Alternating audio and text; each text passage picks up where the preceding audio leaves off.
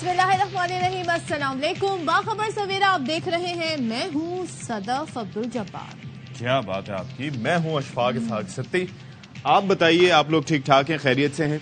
आप देख रहे होंगे कि चेहरे पे मुस्कान नहीं है आज इतनी ज़्यादा। वैसे सदफ तो कोशिश करती हैं कि हर सिचुएशन में मुस्कुराएं, लेकिन आज मेरे लिए थोड़ा मुश्किल था। एक वजह उसकी ये कि ईरान की जानिब से जो आज खिलाफ वर्जी की गई। अच्छा, उसके ऊपर दफ्तर खारजा का जो रिस्पॉन्स है मैं समझता हूँ कि काफ़ी माइल्ड है।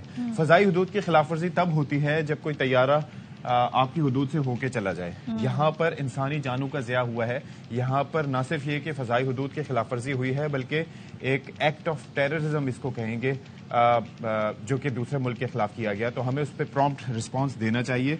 और अगर ऐसा कोई इशू था, क्योंकि हम से ईरान को ब्रदर इस्लामी मुल्क मानते हैं और ये पाकिस्तान के साथ कंसर्न शेयर करने चाहिए थे मेरे ख्याल में बिफोर टेकिंग सच एक्शन। वजारत खारजा की जानिब से बाकायदा तौर पे भरपूर इस पर रद्द अमल दे दिया गया है। लेट्स सी कि इसका मजीद फॉलो अप क्या होता है, वो हम आपके साथ शेयर करेंगे। लेकिन खेलों के मैदान की अगर मैं यहाँ पे बात कर दूं, दूसरी अफसोसनाक खबर, वो दूसरी अफसोसनाक खबर है। मतलब हम सीरीज हार गए एक तरह से, अगर कहा जाए तो गलत नहीं होगा। जो आज किया है मुझे समझने, प्रोसेस करने के लिए थोड़ा टाइम चाहिए। बाकी जी सियासत की बातें तो करते रहते हैं, थोड़ी सी खेल में हम एंटरटेनमेंट का पहले एलन ने 62 गेंदों का सामना किया, 137 रन बनाए।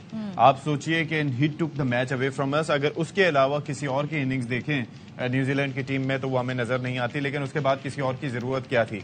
हमारी बॉलिंग नाकाम रही।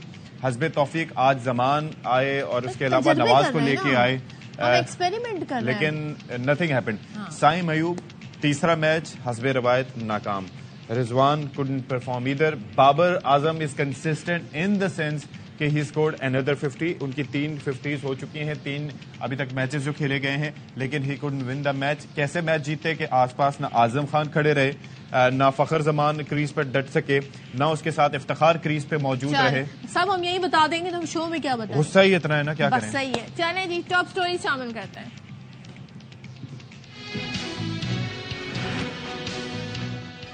इलेक्शन कमीशन का कहना है कि इंतखाबी निशानात में तब्दीली का अमल जारी रहा तो इलेक्शन में ताखीर का खदशा है। निशानात तब्दील होने पर बैलेट पेपर्स दोबारा प्रिंट कराने होंगे। अमरीकी रियासत न्यू जर्सी के शहर माउंट लोरेट की पहली पाकिस्तानी निजात मेयर फौजिया जंजुआ ने हल्फ उठा लिया। अमरीकी मेयर फौजिया इदरीस जंजुआ आज बाखबर सवेरा की मेहमान हैं।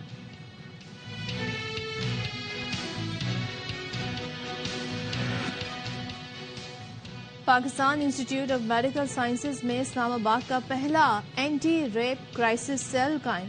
मकसद मुतासरीन को बरवक्त रिस्पॉन्स और इंसाफ की फरहमी मुहैया करना है। शाहिद हाशमी नुमाइंदा खुसूसी हमारे साथ हैं, उनसे बात कर लेते हैं। शाहिद साहब, वैसे आज के मैच से थोड़ी उम्मीद थी कि कुछ बेहतर हमारी टीम जो है परफॉर्मेंस देगी, लेकिन वही बात कि ये हुआ क्या। ये 3 मैचेस में लगातार और जिस अंदाज से हार रहे हैं उसमें बड़ी कंसिस्टेंसी है, बड़ा पैटर्न हमें नजर आ रहा है। जी शाहिद साहब। हैं जी शाहिद भाई। अच्छा शाहिद भाई को हम कनेक्ट करें। जी। ऑस्ट्रेलिया और न्यूजीलैंड के जो मैचेस होते हैं, नींद पे बहुत भारी और दिमाग पे आरी की तरह का काम करते हैं। 224 रन बन गए। एक ही बैट्समैन ने 221 के स्ट्राइक रेट से 16 छक्के मार दिए। तो बहुत ही बुरी बॉलिंग हुई और आप देखें कंसिस्टेंसी नहीं है बॉलिंग में। यही बॉलिंग है जो आज के 5-6 महीने पहले पूरी दुनिया मानती थी कि हमारी बॉलिंग दुनिया की बेहतरीन बॉलिंग है। लेकिन एक मैच में 224, एक मैच में 194, एक मैच में 200, फिर 24 बन गए। यानी हर मैच में जो औसत है पाकिस्तान की बॉलिंग पे 215 का हो गया। 3 मैचों में 644, तो बहुत ही बुरी बॉलिंग की। तो शायद मुझे एक चीज बताएं कि एक तो जो बात होती है ना कि जी सवाल उठना शुरू हो जाते हैं ना, शाहीन के खिलाफ कोई लॉबी बन रही है, कोई हो रही है। I mean, इसके पीछे बेसिस क्या होते हैं।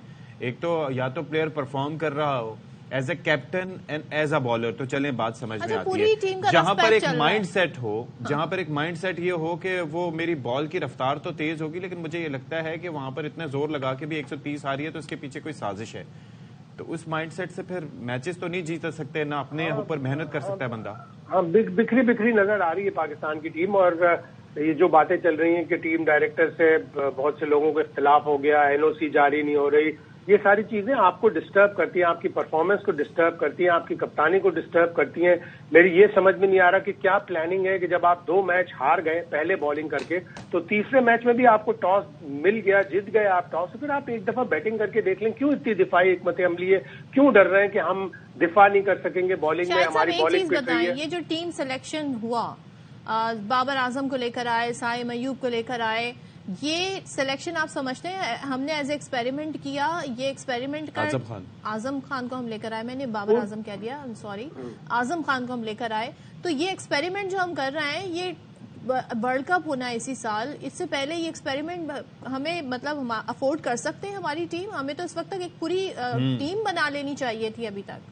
دیکھیں جو بائیلیٹرل سیریز ہوتی ہیں یوزلی اس میں بڑی ٹیمیں ہمیشہ تجربات کرتی ہیں تاکہ آپ بڑے ٹورنامنٹ کے لیے اپنے صحیح کمبینیشن بنا سکیں.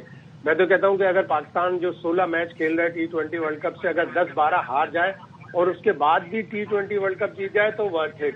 لیکن آپ کمبینیشن سے, آپ شکست سے آپ سیکھیں تب آپ آگے بڑھیں گے. اگر آپ نہیں سیکھ رہے تو پھر آپ کو پرابلم ہوگی. یہ سارے پلیئر ڈومیسٹک کرکٹ کے پرفارمر ہیں, اعظم خان, حسیب اللہ, اسامہ میر, عباس آفریدی, صاحبزادہ فرحان, یہ سارے آپ کے ڈومیسٹک کرکٹ کے پرفارمر ہیں. آپ ان کو انٹرنیشنل کرکٹ میں ٹرائی کر رہے ہیں, لیکن ہماری ڈومیسٹک کرکٹ پتہ ہے کیا ہوا ہے, اب تو چکر یہ ہوا ہے کہ حسیب اور صاحبزادہ فرحان کو ابھی چانس نہیں مل سکا.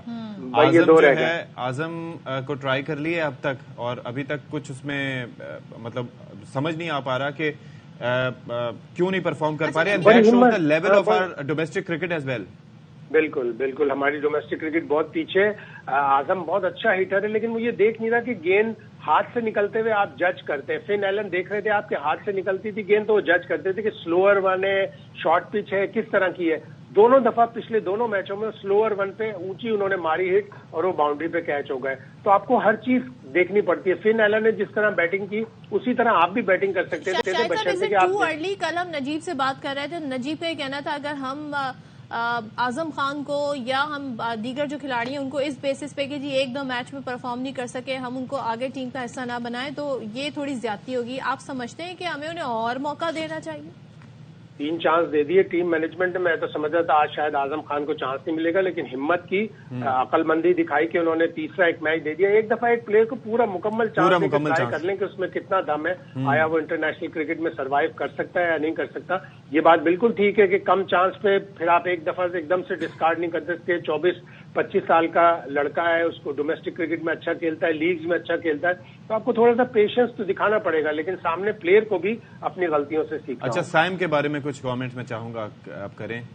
سائم بھی اگین بہت اچھا پلیئر ہے, لیکن آپ دیکھیں آج بڑا دبا دبا کھیل رہے تھے. اسکور بورڈ کا پریشر نہ لیں, آپ اپنے ٹیلنٹ کے اوپر, اپنے اسٹنگ کے اوپر, اپنی اسکل کے اوپر بھروسہ کریں کہ اگر فن ایلن کر سکتا ہے 137 رنز تو میں چلو کم از کم 70-80 رنز تو کر سکتا ہوں. میرا اتنا تجربہ نہیں ہے لیکن میں 70-80 تو کر سکتا ہوں. آج کافی سہمے نظر آئے, وہ اتنی گیندیں نہیں لیتے. 13 گیندوں پہ انہوں نے 10 رن بنائے, 2 چوکے بھی لگائے, لیکن اس طرح کھیلنا بھائی جب پہلا میچ ہو رہا تھا نا تو اس کے اندر ہی یہ جو سٹیٹس آ جاتے ہیں وہ آ گئے تھے کہ زیادہ تر وکٹیں 6 سے زائد وکٹیں جو لی گئی تھی بالرز کی جانب سے وہ سلو بالز پہ لی گئی تھی. ایسی سلو بالز جو باؤنس ہو رہی تھیں.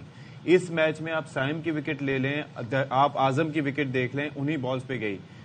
یہ تو بچپن سے کرکٹ کھیلتے ہوئے آ رہے ہوتے ہیں اور اس کے اندر پتا ہوتا ہے کہ بالر جو ہے وہ ویریشن کرے گا. تو why is it so difficult for these professional cricketers? اس کے لیے تیار رہنا چاہیے, اور واقعی آپ صحیح کہہ رہے ہیں کہ تیار نہیں تھے. اور پروفیشنل کرکٹر ہیں تو آپ کو دیکھنا پڑتا ہے کہ سلوور ون آ رہا ہے, کس طرح آ رہا ہے بال, آپ کو اس کو اسی حساب سے کھیلنا چاہیے. اور آج اعظم خان لگا ایسا کہ جیسے انہوں نے آج تھوڑا اچھا ایک شاٹ مارا تھا, لیکن اس کے بعد پھر وہی سلوور ون پہ ایک دم اسٹریٹ کھڑی کر دی اور باؤنڈری پہ کیچ ہو گئے. بڑے اپنے آپ سے ڈس اپوائنٹمنٹ بھی تھے, لیکن آپ غلطیوں سے نہیں سیکھ رہے تو پھر اسی طرح ہوتا ہے. اور ٹیم مینجمنٹ کی ظاہر صبر اور پیشنس جواب دے جائے گا تو پھر وہ دوسرے پلیئروں کو چانس دیں گے. پورے اسکواڈ میں 2 ہی پلیئر رہ گئے, اگلے دونوں میچوں میں ان دونوں کو بھی چانس دیتے ہیں, حسیب اللہ اور صاحبزادہ فرحان. لیکن زیادتی نہ کریں کہ صاحبزادہ فرحان ٹاپ آرڈر کا پلیئر ہے تو اس کو ٹاپ آرڈر میں کھلائیں. مطلب ہم کرکٹ کب سے کھیل رہے ہیں شاہد صاحب, 24 کروڑ عوام ہے, ہر کسی کو کرکٹ کا کریز ہے, everybody wants to become a cricketer. جب ینگسٹر ہمارے کھیل رہے ہوتے ہیں, لیکن جب ٹیم ہماری بنتی ہے تو ابھی ہم کافی عرصے سے دیکھ رہے ہیں ہماری تو بولنگ نمبر 1 بولنگ تھی, مگر پچھلے ورلڈ کپ سے لے کر اب تک جو ہماری بولنگ سامنے آئی ایسا لگا کہ سڈنلی یہ سارا جو تھا وہ ایک کہتے ہیں نا فساد تھا کہ بھائی بڑے زبردست بالر ہیں اسٹیٹس بہت اچھے ہمارے بیٹسمین کے، لیکن جب پرفارمنس کی بات آتی ہے، جب ٹیم کو میچ جتانے کی بات آتی ہے تو وہی بیٹسمین کچھ نہیں کر رہا ہے. اور بالرز کی بھی بات کر لینا جاتے جاتے. بالنگ میں آپ دیکھ لیں what has happened, Shaheen Shah Afridi سے لے کے حارث رؤف کو دیکھ لیں، everybody has been expensive. ہم تینوں میچوں میں بالنگ ہماری بہت بری ہوئی ہے اور حارث رؤف بڑے انکنسسٹنٹ چل رہے ہیں. پچھلے میچ میں ہم نے دیکھا پہلے 2 اوور میں 30 رنز بنے، اگلے 2 اوور میں 8 رنز بنے. اس دفعہ پہلے اوور میں انہوں نے صرف 2 رنز دیے، اگلے 2 اوور میں ایک میں 28 ایک میں 23، پھر وہ 19واں اوور کرنے آئے اس میں صرف 7 رنز بنے. تو کنسسٹنسی نہیں ہے اور ایک جگہ پہ جیسے جہاں پہ آپ کو ویرائٹی یوز کرنی ہے ویرائٹی یوز نہیں کر رہے ہیں. ان کو آج 6 چھکے پڑے ہیں، فن ایلن نے ان کو 6 چھکے مارے. تو واقعی حارث رؤف کی بالنگ کے اوپر، شاہین شاہ آفریدی کی بالنگ کے اوپر بہت آپ کو ورک کرنا پڑے گا اور بہت سوال اٹھ رہے ہیں کہ کیوں ناکام ہو رہی ہے. اور شاہین شاہ آفریدی تو مشہور ہے کہ T20 میں شروع میں ہی آؤٹ کرتے ہیں، جب انہیں شروع میں وکٹ نہیں ملتی تو وہ ان کی بالنگ پرابلم بن جاتی ہے. چلے جی، تھینک یو سو مچ شاہد ہاشمی صاحب. اب کیا کریں، ہزاروں خواہشیں ایسی کہ ہر خواہش پہ دم نکلے.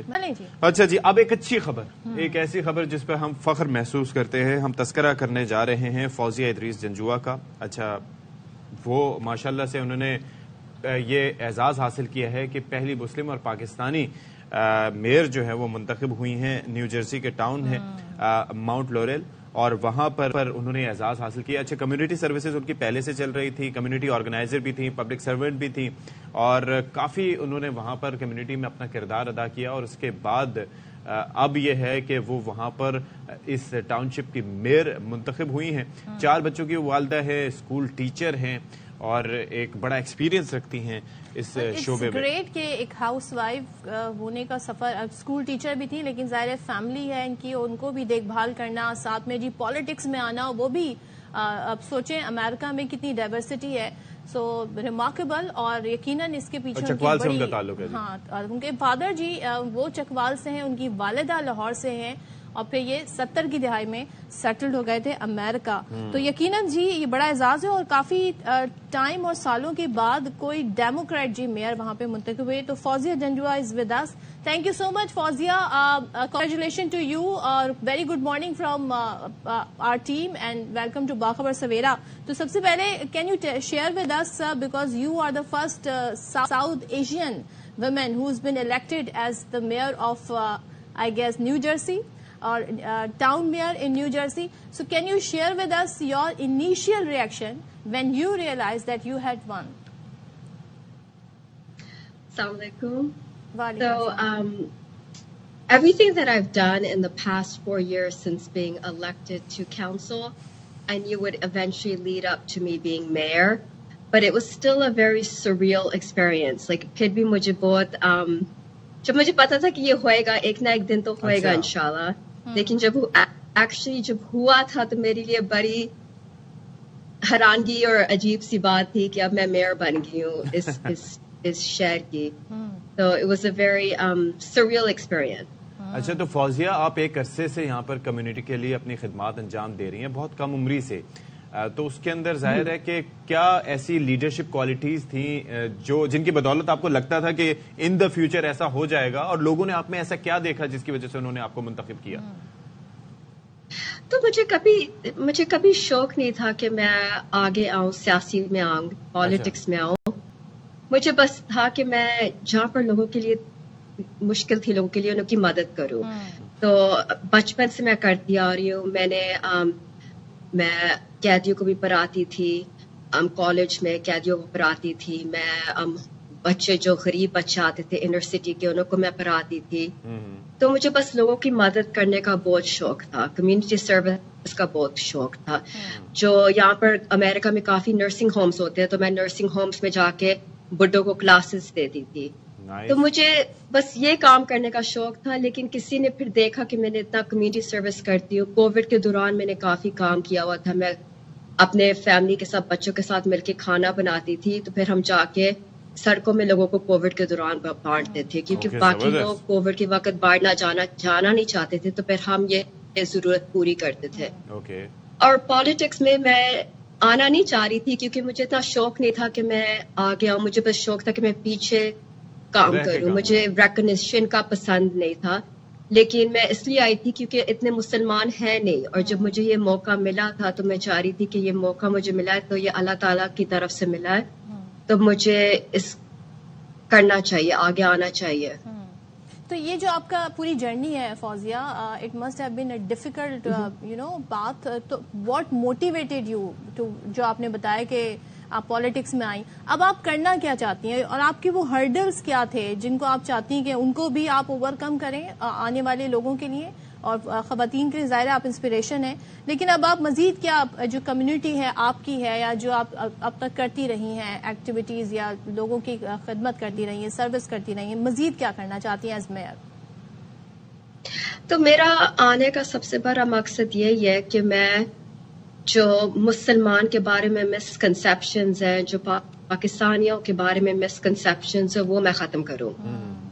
جو میرا نان پروفٹ ہے اس کا جو موٹو ہے کہ یونائٹنگ کمیونٹیز تھرو سروس, کہ ہم لوگوں کو اکٹھا کریں ایک اچھے کام کے لیے. تو اب یہ میں پالیٹکس میں آ گئی ہوں, میں چاہتی ہوں پالیٹکس میں آ کر ہی میں لوگوں کو اکٹھا کروں. ہمارے امریکہ میں کافی لوگ ڈیوائڈڈ ہو گئے ہیں, ریشل لائنز, ریلیجس لائنز, اور کافی چیزیں اس طرح. لوگ جو پریزیڈنٹ ٹرمپ نے کافی چیزیں کہی مسلمانوں کے بارے میں جو پہلے لوگ نہیں کہتے تھے, تو میں چاہتی ہوں کہ یہ چیزیں ختم ہو جائیں. یہ بہت نیگیٹیوٹی آ گئی ہمارے ملک میں. America is a great country, but there's a lot of division and negativity that's happening right now. And I'm hoping that me being involved politically will help fix those problems and bring people more closer. ایک اور چیز ہے فوزیہ کہ آپ نے بات کی کہ ایک تو وہاں پر پاکستانیوں کا تشخص اور ان کے بارے میں جو سوچ ہے اس کو تبدیل کرنا, دوسرا کچھ پاکستانی ہیں ان کو بھی سدھارنا, یعنی کہ کمیونٹی میں ہر بندہ ایک جیسا نہیں ہوتا, تو ان کو بھی آپ نے کہنا ہوگا کہ تسی بندے دے پتر بنو, تو یہ بھی بڑا ضروری ہوگا آپ کے لیے. نہیں, آپ بالکل صحیح کہہ رہے ہیں. تو میں یہاں کی پیداوار ہوں, لیکن میں کبھی بھولی نہیں ہوں کہ میں پاکستانی ہوں. بالکل میں کبھی یہ بات بھولی نہیں ہوں کہ میں پاکستانی ہوں. جو پاکستانی, جو ہمارے جو مورلز ہیں, ہمارے ایتھکس ہیں, those things are very important. اور اب میں دیکھتی ہوں کہ کافی لوگ جب یہاں پر آتے ہیں جو پیدا بھی نہیں یہاں ہوئے, لیکن ان کی جو سوچ ہے وہ بڑی لبرل قسم کی ہے. وہ بھول جاتے ہیں کہ وہ واقعی کہاں سے آئے ہیں. اپنی پہچان کبھی بھولنی نہیں چاہیے. اپنی جو ویلیوز ہے وہ کبھی بھولنے نہیں چاہیے. اور لوگ بہت آسانی سے یہ چیزیں بھول جاتے ہیں, اور وہ بہت انہوں کو ہوتا ہے کہ ہم بس امریکن بن جائیں, ہم گوروں کی طرح ہو جائیں, لیکن ہم کبھی گوروں کی طرح ہو نہیں سکتے. ہم we can be integrated in society, we are part of the American society, پر ہم گورے نہیں ہیں. ہماری پہچان پاکستانی ہے. جس طرح ہم نظر آتے ہیں تو لوگ وہی ہمیں دیکھ کے جج کرتے ہیں. تو ہماری سوچ اندر سے ہوگی. کوئی لوگ سوچتے کہ ہم اگر گوروں کی طرح ہوئے تو ہم گورے بن جائیں گے, لیکن ایسا نہیں ہوتا. فوزیہ, پاکستان آپ کا آنا ہوا ہے ابھی؟ لاسٹ ٹائم کب آئی تھی آپ پاکستان؟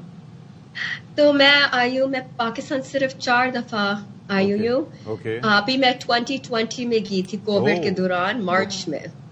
تو وہ 17 سال بعد میں پاکستان آئی تھی. اس سے پہلے میں آئی تھی, ہم نے حج کیا تھا.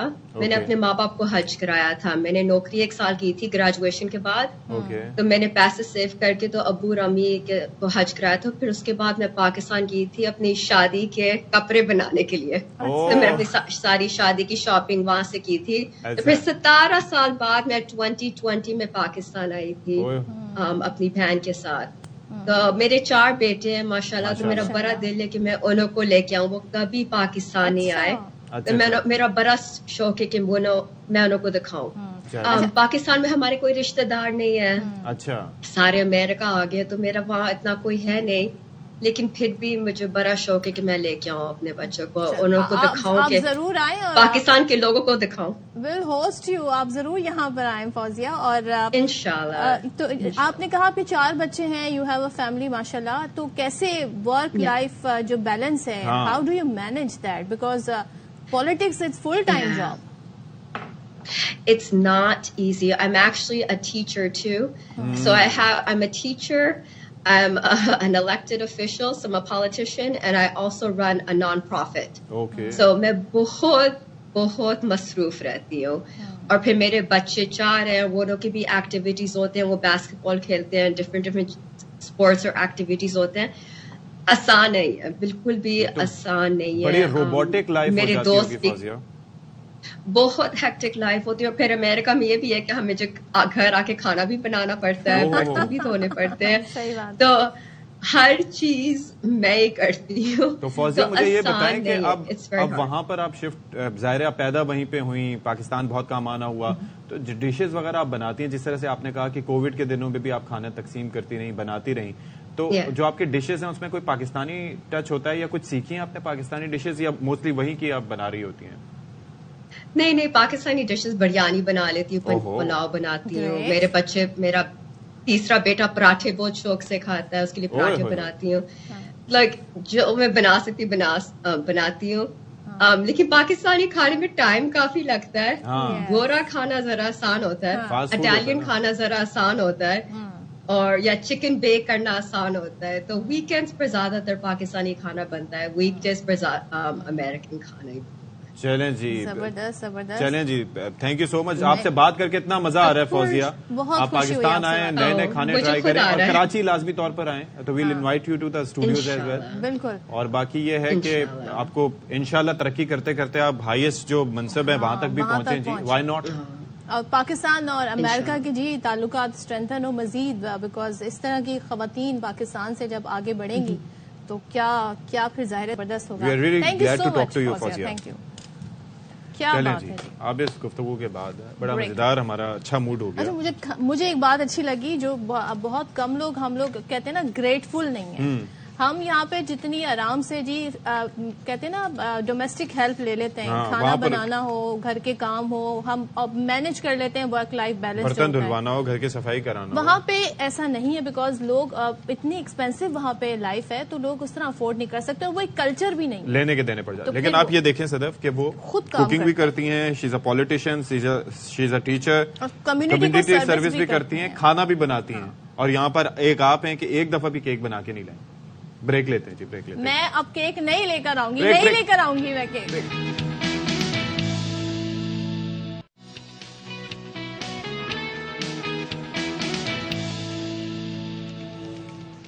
Welcome back once again. اور ایک ایسے ٹاپک کی طرف بڑھ رہے ہیں جو بڑا سینسٹیو ہے, اور اس کے لیے ظاہر ہے بہت کام ہو چکا ہے, لیکن جو قانون سازی ہوتی ہے یا جو اس طرح کے رسپانس ہم دیکھتے ہیں, کیونکہ جب باقیات ہوتے ہیں, ہائی لائٹ ہوتے ہیں, میڈیا پر آتے ہیں, تو بڑا شور اٹھتا ہے, سب اس کے سولوشن لے کر آتے ہیں, لیکن ایکچوئل میں جی اس کا نتیجہ کچھ نہیں نکلتا. لیکن اب Pakistan Institute of Medical Sciences PIMS میں اسلام آباد کا پہلا اینٹی ریپ کرائسس سیل قائم کر دیا ہے. اب یہ سیل کیا کرے گا؟ یہ سیل جی متاثرہ خاتون کو بروقت رسپانس فراہم کرنا, جو کہ بہت ضروری ہوتا ہے, اور انصاف کی فراہمی میں تیزی لانا ہے. جتنا اسپیڈی ٹرائل ہوگا ظاہر ہے اتنا ہی جلدی اس کا نتیجہ بھی نکلے گا. یہ کرائسس سیل جنسی تشدد کے خلاف ایک مؤثر پلیٹ فارم ہے, اور اینٹی ریپ کرائسس سیل برطانوی حکومت, UN پاپولیشن فنڈ اور لیگل ایڈ سوسائٹی کے تعاون سے قائم کیا گیا. اچھا, کیا اس پہ ہو پائے گا؟ اس پر بات کرنے کے لیے ہمارے ساتھ موجود ہے چیئرپرسن اسپیشل کمیٹی برائے انسداد ریپ ایکٹ عائشہ رضا فاروق صاحبہ. Thank you so much for joining us. اور پھر اس کے بعد یہ چیئرپرسن بھی ہیں National Commission on the Rights of Child. Thank you so much for joining us Ayesha. یہ اس کے اغراض و مقاصد کے حوالے سے ہمیں بتائیے گا کہ یہ جو قائم کیا گیا ہے یہ کس اعتبار سے ہے, کیونکہ وی آر کوائٹ اسکیپٹیکل. قوانین بہت سے بنتے ہیں, ہر حوالے سے ہمارے پاس قوانین موجود ہیں, مسئلہ سارا آ جاتا ہے امپلیمنٹیشن کا اور اس میں آنے والی ہرڈلز کا. یہ جو سیل ہے اس کے بارے میں ہمیں بتائیے, کیسے کام کرے گا اور کیسے کام کر پائے گا؟ جی شکریہ جی. یہ جو حکومت پاکستان نے 2021 میں anti rape investigation and trial act pass کیا تھا, اس کے تحت یہ ہم نے اسپیشل پروسیکیوٹر, اسپیشل کورٹس بنائے. آئیڈیا یہ تھا کہ ہم اپنے ریپ اور سیکشل وائلنس کے جو وکٹمز ہیں ان کو اسپیڈی اینڈ ایکسپیڈیشس جسٹس پرووائڈ کر سکیں. اور اس ایکٹ کے تحت یہ اینٹی ریپ کرائسس سیلز بنے ہیں جن کا مقصد ہے کہ آپ کے جو وکٹمز ہیں ان کو ایک ہی چھت کے نیچے لیگل سپورٹ, میڈیکل سپورٹ ملے, وہاں پہ اچھے طریقے سے ان کا ایویڈنس کلیکٹ ہو, جو کہ آگے جا کے ٹرائل میں استعمال ہو، اور جو پاکستان میں اس وقت بہت ہی مایوس کن اسٹیٹسٹکس ہیں کنوکشن کے ایسے جرائم میں، اس میں بہتری لائی جائے. تو آپ نے صحیح کہا کہ پہلی کڑی ہے کہ قانون سازی اور پالیسی اچھے طریقے سے بنے، پر اس قانون سازی کے ساتھ پھر آگے چل کے ہمیں یہ انشور کرنا ہے کہ ہم اپنے معاشرے میں اپنی خواتین، اپنے بچوں کو تحفظ دیں، ایک محفوظ انوائرمنٹ دیں جہاں پر وہ باہر آ کر اس قسم کے گورنمنٹ کی کاوشوں کو بھرپور طریقے سے استعمال کرے، اور اینٹی ریپ کرائسس سیلز میں آ کر ان کے ساتھ اگر کوئی جنسی تشدد ہوتا ہے، جو ڈیفینیشن ریپ کی اب ہم نے بہت براڈن کر دی ہے اس ایکٹ میں، وہ آ کے رپورٹ کریں، ان کے کانفیڈینشیلٹی کے ساتھ اچھے طریقے سے ان کا وہاں پہ ایویڈنس لیا جائے گا، وہیں پر ایف آئی آر. چاہتی ہوں کہ آپ تھوڑا مزید الیبوریٹ کریں. آپ نے کہا کہ جو کنوکشن ریٹ ہے وہ بہت ہی کم ہے، جو کہ بہت ڈس اپوائنٹنگ ہے، لیکن ایٹ دا سیم ٹائم لوگوں کا ٹرسٹ نہیں ہے سارے پروسیس پہ. تو پہلے تو آپ کو وہ ٹرسٹ بلڈ کرنا ہوگا. بہت سارے لوگ دے ڈونٹ کم فارورڈ اور آ کے وہ رپورٹ بھی نہیں کرتے ہیں، تو اس کے لیے آپ کا سیل کیا کرے گا؟ جی یقینی طور پہ یہی کاوش اسی لیے کی گئی ہے کہ بجائے کہ ایسے جنسی تشدد کے جو وکٹمز ہیں وہ پولیس اسٹیشن جائیں، جہاں پہ ہم پولیس کی بھی فی الحال ٹریننگز کر رہے ہیں، وہ ہسپتال میں ہی آئیں، وہیں پہ ان کو ہم جو میڈیکل لیگل آفیسر ہیں، ڈاکٹرز ہیں، وہ ان کو وہاں طریقے سے علیحدہ ایک ڈیڈیکیٹڈ روم میں وہاں بٹھائیں، اچھی انوائرمنٹ ملے جہاں پہ کانفیڈینشیلٹی ایک طریقے سے ان کا ایویڈنس کلیکٹ کیا جائے، وہیں پہ پولیس آئے، وہیں پہ ان کا ایف آئی آر ہو. تو یہ اب آگے جا کے ہم نے دیکھنا ہے کہ اس قسم کے جو ہمارے سٹیپس ہیں وہ کتنے مفید رہتے ہیں. سو ہماری تو بھرپور انٹینشن اچھی ہے کہ اس طرح کی جو سینٹرز ہیں وہ بالکل کارآمد ہوئیں گے کہ کانفیڈنس بلڈنگ میں، تاکہ ہم آگے جا کے کنوکشنز کو بہتر کر سکیں. اور میری تو کوشش ہے کہ ہم ریپ جیسے کرائمز کو کمپلیٹلی ختم کریں، پریونٹ کر سکیں. پتہ ہے کیا اس میں سارا معاملہ یہ ہے کانفیڈینشیلٹی کا، جس کے بارے میں بات کی جاتی ہے، لیکن یہاں پر اگر آپ کسی کے ساتھ تھراپسٹ کے پاس بھی چلے جائیں یا سائیکالوجسٹ کے پاس بھی چلے جائیں، سائیکیٹرسٹ کے پاس بھی چلے جائیں، تو وہاں پر بھی آپ کو اس بات کا یقین نہیں ہوتا کہ کانفیڈینشیلٹی کو رکھا جائے گا یا نہیں رکھا جائے گا. پاکستان کے معاشرے میں اس پر لائسنس کینسل ہونا یا اس طرح کے معاملات نہیں ہوتے. یہاں پر how would you make sure کہ کانفیڈینشیلٹی ہو؟ کیونکہ ایٹ ٹائمز ایسا بھی ہوتا ہے کہ جن لوگوں نے پروٹیکٹ کرنا ہوتا ہے وہی لوگ بعد میں ہراساں بھی کر رہے ہوتے ہیں مزید. جی بالکل، قانون کے اندر اس چیز کی جگہ رکھی گئی ہے کہ جہاں پر کانفیڈینشیلٹی بریچ ہوگی وہاں پہ ایکشن ہم لے سکیں گے ایسے لوگوں کے خلاف. تو میرا خیال ہے ہمیں پر امید ہونا چاہیے. یہ ایک بہت اچھا اسٹیپ ہے in the right direction. There is still much more work to be done. اس اینٹی ریپ کرائسس سیل کو ہم اچھے طریقے سے استعمال کریں، اور میں آپ کے تھرو، میڈیا کے تھرو بھی کہتی ہوں کہ ہم مل کر یہ آگاہی پھیلائیں کہ ہم اپنے بچیوں کو، خواتین کو جو آگے آ کر ایسے مسائل کا سامنا کرتے ہیں اور پھر رپورٹ کرتے ہیں، ان کو ہم تحفظ دیں، ان کی ہم بات سنیں، اور تاکہ ہم اس قسم کے جو ویری ویری سیریس وائلیشن ہے جہاں ایکسیسیبلٹی کس طریقے سے، اگر فرض کریں کوئی شخص متاثرہ ہے وہ کس طریقے سے رابطہ کر سکتا ہے آسانی سے؟ جی اس میں ڈفرنٹ ایونیوز اویلیبل ہیں. پولیس کا تو ایونیو ہے ہی ہے کہ آپ پولیس اسٹیشن جائیں، وہ آپ کو ریفر کر سکتے ہیں کہ وہ آپ اس اینٹی ریپ کرائسس سیل میں آ جائیں. آپ ڈائریکٹلی جا کے اس اینٹی ریپ کرائسس سیل میں بھی آ سکتے ہیں، جہاں پہ ہم نے ایک پولیس کو کنٹینیوسلی 24/7 بٹھایا ہے. راؤنڈ دا کلاک آپ کو یہاں پر سروس اویلیبل ہوگی. اور یہ مقصد یہ ہے، یہ تو ایک ماڈل سیل بنایا گیا ہے، لیکن آگے چل کر پاکستان کے ہر ڈسٹرکٹ میں، ہسپتال میں ہم یہ اینٹی ریپ کرائسس سیلز بنانے کا یقین رکھتے ہیں. اور یہ ہم so this will not be limited to I C T only. ایک ملتان میں بن چکا ہے، ایک سندھ میں کراچی میں بن چکا ہے. اور آپ نے کہا ایکسیسیبلٹی کی بات جہاں پہ کی، تو یہ صرف اسلام آباد تک رہے گا، تو ایکسیسیبلٹی تو بہت لمیٹڈ رہے گی. سو قانون یہ کہتا ہے کہ پاکستان کے تمام ڈسٹرکٹ ضلعوں میں، ڈسٹرکٹ ہاسپٹلز میں اس قسم کے اینٹی ریپ کرائسس سیلز بنائے جائیں گے، تاکہ ہر بچی، خواتین کو جو بھی اس قسم کی جنسی تشدد کا واقعہ جس کے ساتھ ہوتا ہے، وہ آسانی سے جا کر کانفیڈینشیلٹی کے ساتھ راؤنڈ دا کلاک ایک ڈاکٹر کی موجودگی میں اپنے کرائم کو رپورٹ کر سکے، میڈیکل، لیگل، سوشل سپورٹ حاصل کر سکے، لیگل ہیلپ لے سکے.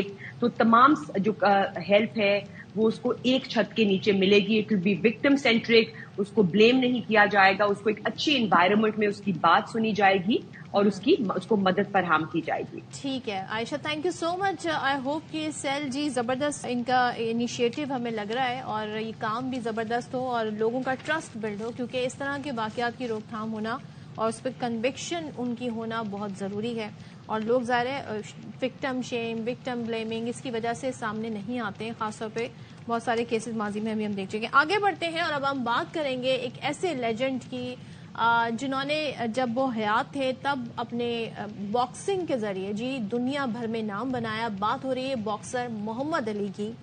وہ ہمارے ہال آف فیمر تھے اور ہال آف فیم میں آپ کو پتا ہے جب جاتے ہیں نا تو وہاں پر زمین پہ نام لکھے جاتے ہیں, لیکن ہی واز دا ون جنہوں نے اس کو اپوز کیا اور انہوں نے کہا میرے نام میں محمد آتا ہے تو اس کو دیوار پہ لگایا جائے. ہی از دا اونلی ون جن کا نام وہاں پر ہے. اور جو فائٹس تھی وہ پاکستان میں دیکھی جاتی تھی اس وقت 1960s کے اینڈ میں, 70s میں تھریلا ان منیلا, پھر اس کے بعد رمبل ان جنگل, جو اس طرح کی فائٹس تھیں وہ دنیا بھر میں اس وقت بڑی مشہور و معروف ہوا کرتی تھی. He was not just a fighter, he was a legendary figure, a legendary مسلم.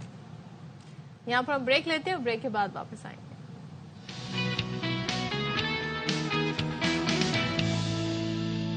اچھا جی, اب ایک افسوسناک اور یہاں پر آپ تک پہنچا دیں. کراچی کا علاقہ ہے گلستان جوہر, وہاں پر 2 سینیٹری ورکر سیوریج لائن کی صفائی کے دوران دم توڑ گئے ہیں.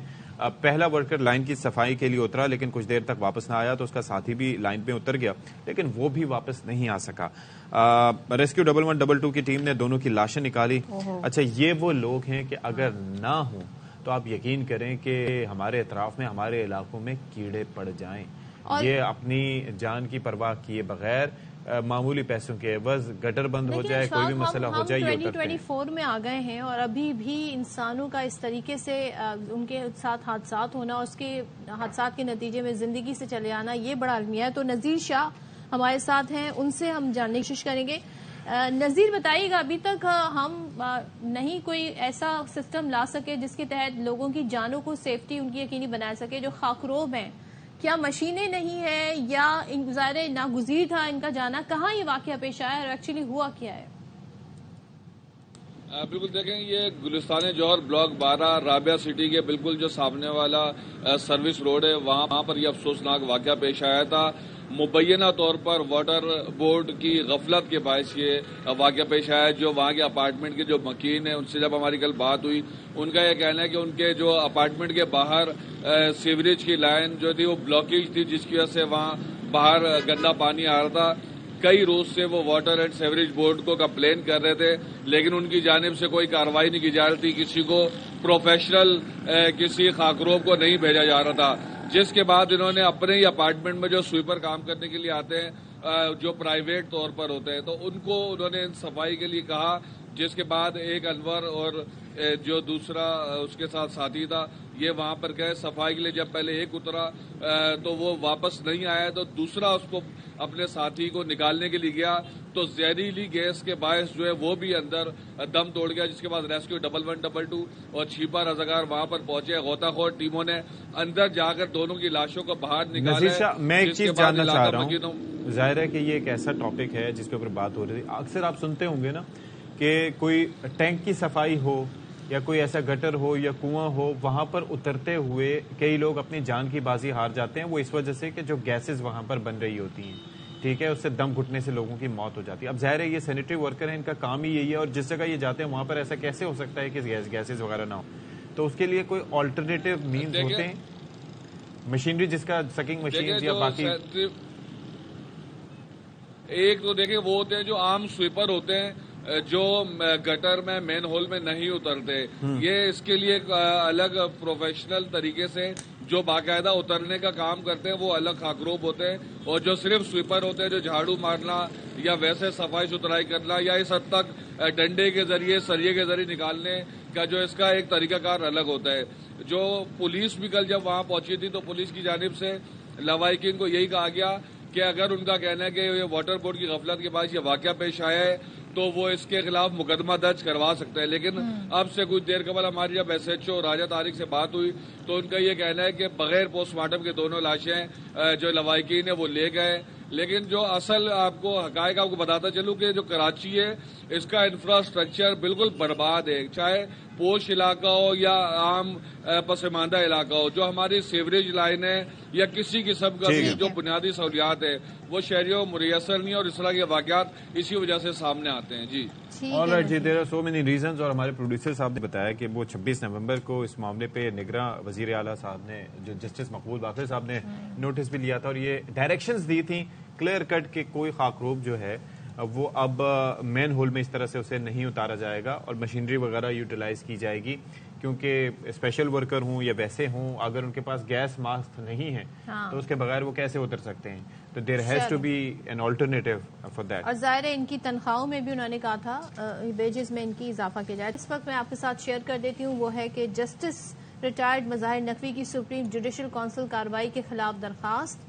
سپریم کورٹ نے 8 جنوری کی سماعت کا تحریری حکم نامہ جاری کر دیا ہے. تو راجہ محسن سے مزید جان لیتے ہیں. محسن بتائیے اس تحریری حکم نامے کے بارے میں.